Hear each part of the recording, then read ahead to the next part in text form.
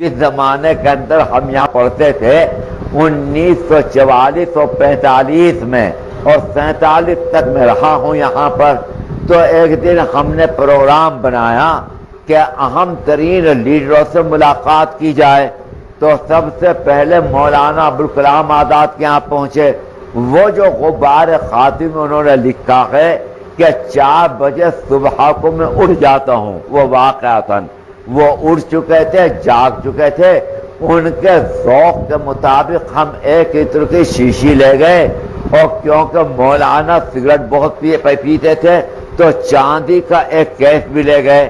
تو مولانا غسل کر کے باہر آئے تھے، 2-4 منٹ صرف ہمارے ساتھ کھڑے ہوئے وہ، اور بچوں کے ساتھ کیا بات چیت کرتے، ہم بھی فقط ان کے دیکھنے میں، بلکہ حماقت یہ کی کہ جب ہم گفتگو کر کے بات چیت کر کے دیکھ کے گفتگو بات چیت تو درکنار، باہر آ کر ان کے دروازے کے آئینے میں تو انہیں جھانکنے لگے، یہ حماقت۔ اسی وقت پر مولانا حبیب الرحمان لدھیانوی پہنچ گئے مرحوم، وہ مجھ پر بہت بگڑے کہ تمہیں اگر مولانا آزاد سے ملنا تھا تو مجھے تم بتاتے، میں تمہیں لے کے چلتا، پھر مجھے تم لڑکوں سے جدا کیا۔ اس وقت پر ہمارے ساتھ قاضی ارشاد حسین ارشد بھی تھے، طالب علم، جو حضرت مولانا سجاد صاحب مرحوم کے چھوٹے بھائی ہیں، اور ہمدرد خانے میں ان کے ایک اور رشتہ دار تھے ادریس صاحب، اور بہت سے طالب علم۔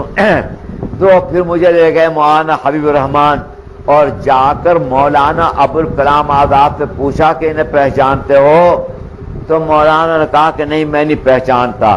تو مولانا حبیب الرحمان کی عجیب عادت تھی، میں نے انہیں دیکھا کہ اپنے ٹیلی فون پر بیٹھے ہوئے ہیں، اگر ٹیلی فون کوئی آ رہا ہے تو یوں کہتے تھے کہ میں بول رہا ہوں مولانا حبیب الرحمان۔ مولانا کے لفظ سے اترتے ہی نہیں تھے۔ صبح کو ان کے یہاں پر ایک مجلس ہوتی تھی قرآن مجید کی، اس میں ان کے صاحبزادے ہوتے تھے، مولوی عزیز الرحمان صاحب مرحوم، جنہوں نے جامعہ ملیہ کی ایک شاخ کھولی تھی، اور اس کے ساتھ ساتھ ان کے بڑے لڑکے مولانا خلیل الرحمان اور بھی۔ تو مولانا حبیب الرحمان کا درس قرآن ہوتا تھا، اور دسو تو مولانا خلیل ہن تیری کی رائے ہے؟ اپنے بیٹوں کہتے تھے کہ او مولانا خلیل، تو اب اپنی رائے بیان کری ساتھ کے متعلق کہ تیری کیا رائے ہے؟ پھر اس کے بعد کہتے تھے او مولانا عزیز الرحمان، تو دس ہن کی گل کہتا تو تھی۔ تو اپنے بیٹوں کو بھی مولانا کہا کرتے تھے۔ تو مجھے لے گئے، ان کی عادت تھی، اور مولانا ابوالکلام آزاد سے جا کر بولے کہ انہیں پہچانتے ہو؟ اپنے خاص انداز میں لب و لہجہ بہت ان کا عجیب و غریب تھا۔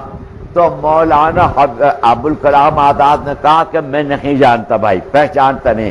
فرمایا کہ یہ امیر المومنین فی الہند، امیر المومنین حدیث کے صاحبزادے مولانا انور شاہ کے، ان کے سر پہ ہاتھ رکھو، فوری طور پر ہاتھ رکھو۔ تو مولانا ابوالکلام آزاد نے میرے سر کے اوپر ہاتھ رکھا۔ وہاں سے ہم نکل کر گاندھی جی کے یہاں پہنچے، تو گاندھی جی نے ہمارے سامنے ایک سلیٹ پیش کر دی اور کہا کہ میرا آج مون برت ہے، اگر تمہیں کچھ لکھنا ہے تو اس کے اوپر لکھ دو۔ ظاہر ہے کیا لکھتے؟ وہاں سے نکل کر ہم جواہر لال کے یہاں پہنچے، وہ اپنی ایک رشتہ دار بہن کے یہاں ٹھہرے ہوئے تھے۔ تو جواہر لال کو ہم نے اس حال میں دیکھا کہ انہوں نے جاگیا پہن رکھا تھا اور ایک بنیان پہن رکھا تھا کھدر کا، اور اپنے چپل کے اوپر اپنے ہاتھ سے پالش کر رکھے تھے۔ ہمیں کرسیوں کے اوپر بٹھا دیا، خود نیچے پالش کرتے رکھے، اور ہم سے بات چیت کرتے رہے ہماری ہی سطح کے مطابق۔ یہ بات ہے مسئلہ یہی کہ پڑھا کرو، پڑھنے میں بڑا فائدہ ہے، اس سے مستقبل چمکتا ہے، تابناک ہوتا ہے، فلاں فلاں۔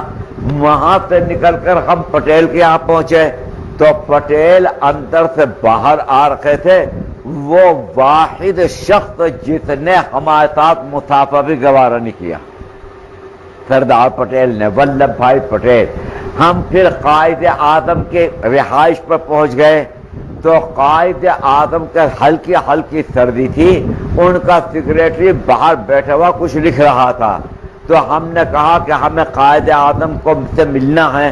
اس نے کہا کہ ایسا نہیں ہے، قائد اعظم کے تو اوقات بہت مصروف ہیں، 15-20 دن پہلے یہاں پر آپ درخواست دیتے تو قائد اعظم سے ملاقات کا کوئی امکان تھا.